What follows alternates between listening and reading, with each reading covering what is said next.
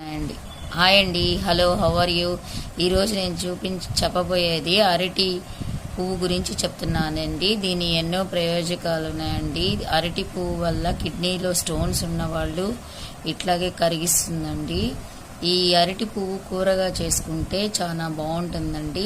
ఈ పెటల్స్లో నుండి ఇదిగోండి ఇక్కడనే చూసారా, ఇవి తీసేసి జ్యూస్ ఒకటి చేసుకొని తాగితే కూడా రాళ్ళు అనేది కరిగిపోతుందండి. మీకు కిడ్నీ స్టోన్స్ అలా ఉన్న వాళ్ళు ఈ అరటి పువ్వు వల్ల చాలా ఉపయోగాలు ఉన్నాయండి.